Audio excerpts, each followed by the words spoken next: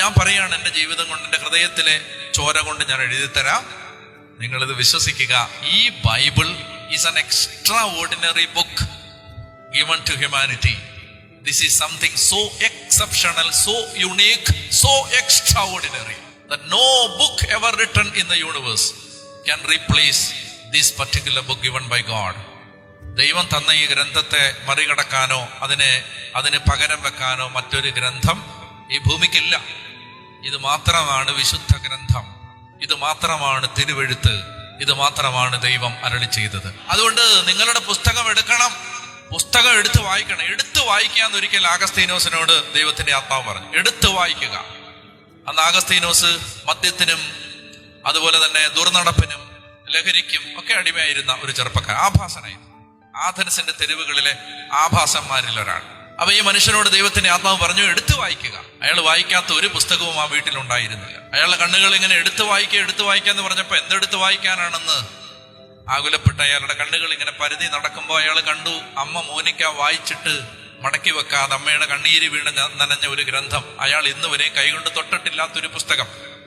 അമ്മയുടെ കണ്ണീര് വീണ, അമ്മയുടെ നെടുവീർപ്പുകൾ അടയിരിക്കുന്ന ഈ പുസ്തകം അയാൾ മേശപ്പുറത്തിരിക്കുന്നത് കണ്ടു. അയാൾ അത് എടുത്തു. ജീവിതത്തിൽ ആദ്യമായിട്ട് അയാളുടെ വിരലുകൾ കൊണ്ട് വിശുദ്ധ ഗ്രന്ഥത്തെ സ്പർശിച്ചു, തുറന്നു. അമ്മ തുറന്നു വെച്ചിരിക്കുന്ന ഭാഗം അത് അയാൾ വായിക്കാൻ തുടങ്ങി.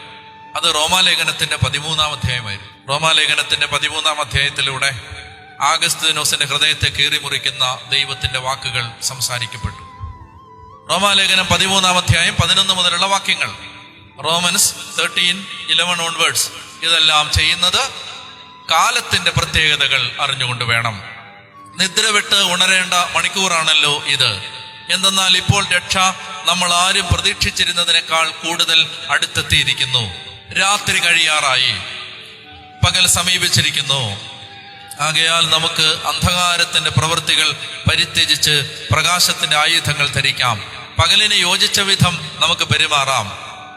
സുഖലോലുപതയിലോ മദ്യലഹരിയിലോ അവിഹിത വേഴ്ചകളിലോ വിഷയാസക്തിയിലോ കലഹങ്ങളിലോ അസൂയയിലോ നിങ്ങൾ വ്യാപരിക്കരുത്. പ്രത്യുത കർത്താവായ യേശുക്രിസ്തുവിനെ ധരിക്കുവിൻ. ദുർമോഹങ്ങളിലേക്ക് നയിക്കത്തക്ക വിധം ശരീരത്തെപ്പറ്റി ചിന്തിക്കാതിരിക്കുവിൻ. ഈ വാക്യങ്ങൾ അദ്ദേഹം വായിച്ചപ്പോ അദ്ദേഹത്തിന്റെ ഹൃദയത്തിലേക്ക് ദൈവവചനമാകുന്ന വാൾ തുളച്ചു കയറി. അതയാളെ പരിക്കേൽപ്പിച്ചു. അതാണ് വിശുദ്ധ ആഗസ്തീനോസിലേക്ക് നടന്ന ഒരു ദൂരം നടന്നു തീർക്കാൻ അദ്ദേഹം ആരംഭിക്കുന്ന ഒരു യാത്ര തുടങ്ങുന്നത് എവിടെയാണ്? വിശുദ്ധ ആഗസ്തീനോസിലേക്കുള്ള ദൂരം. അത് തുടങ്ങുന്നത് ഒരു ദൈവവചനത്തിൽ നിന്നാണ്.